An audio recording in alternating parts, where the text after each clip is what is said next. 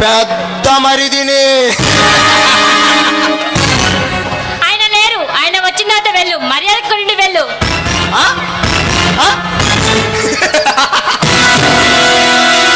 అన్నయ్య లేని టైంలో వచ్చానని భయంగా ఉందా వదినా? ఎందుకు వదినా?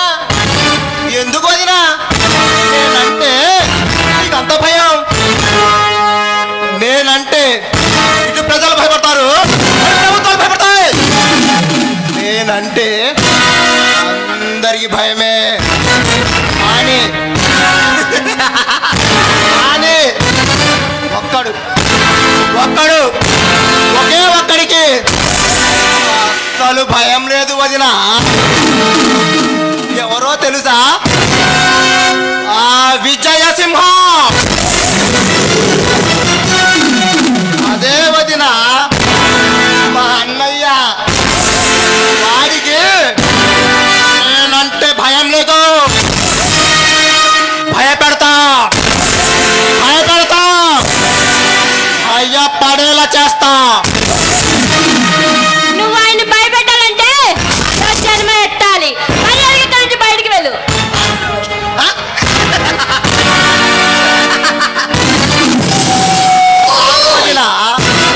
తప్పకుండా వెళతాను. నీకు ఇక్కడ ఒక విషయం చెప్పాలి. ఈ మొగుడు నన్ను ఆ ఖడ్గపీఠం దగ్గరికి రమ్మంటాడు. ఎందుకో తెలుసా? మీరు పంపించారే, మళ్ళీ చంపేశాం. అతి క్రూరంగా మానభంగం చేసి ఎంటన్ పోసి మరీ చంపేశాం వదినా. వాడు ఆ శవాన్ని తీసుకొని పంచాయతీకి వస్తాడు. అందుకే వదినా మా జాగ్రత్తలమే ఉండాలి కదా వదినా.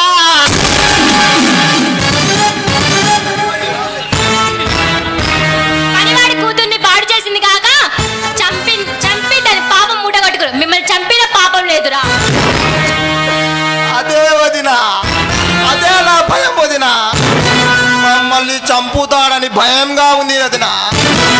నువ్వైనా ఒక మనిషిని పంపించి, ఏమండి సిద్ధప్ప మారిపోయాడు, నా దగ్గరకు వచ్చి ప్రాధేయపడుతున్నాడు, వాడిని క్షమించండి అని అడుగు వదినా. మా ప్రాణాలు కాపాడు వదినా. దుర్మార్గుడా, నువ్వు చెప్పింది చెప్పడానికి నేనేమన్నా మామూలు ఆడదాన్ని అనుకుంటున్నావా? ఆయన చేతిలో నీకు చావు తప్పదురా. వదినా వదినా వదినా, నవ్వే నువ్వు.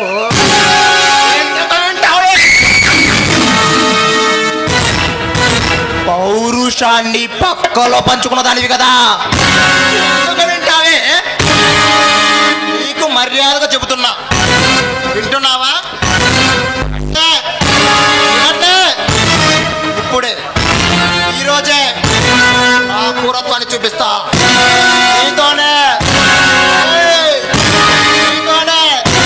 నా రాక్షసత్వాన్ని మొదలు పెడతా. నన్ను చంపితే బతికుంటావా అని అనుకుంటున్నావా?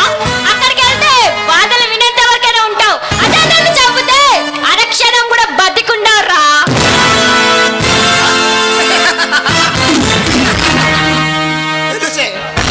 తెలుసే వాడి వీరత్వం నాకు బాగా తెలుసు. వాడి తల ఎలా వంచాలో నాకు బాగా తెలుసు. నిన్ను నేను చంపుతానా? చంపను. ఏం చేస్తానో తెలుసా? చెప్పాలా? ఉంచుకుంటా. ఉంచుకుంటా. నిన్ను 10 రోజులు ఉంచుకొని 11వ రోజు చెడిపోయిన దానిలా ఈ జనాన్ని నమ్మిస్తా. అప్పుడు ఆ విజయసింహ తలపొగరు, పౌరుషం రెండు. సీతను చెరపట్టిన ఆ రాముడికి అది ఏం పట్టిందో తెలుసా?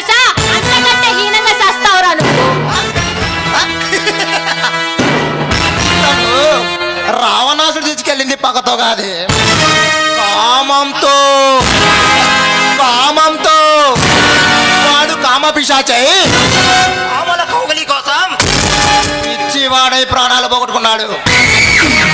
మహాపతివ్రత సీతమ్మ అగ్నిగుండంలో దూకి ఇల్లాలు అనిపించుకుందే, కానీ ఇక్కడంత సీన్ లేదమ్మా, ఇక్కడంత సీన్ లేదు. నేను రావణాసుని కాదు, నువ్వు అగ్నిగుండంలో దూకడానికి సీతవు కాదు.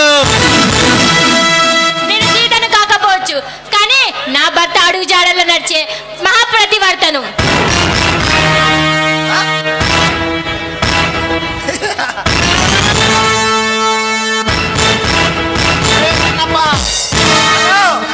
జయసింహ మనల్ని పంచాయతీ దగ్గరికి రమ్మన్నాడన్నా. విన్నావా?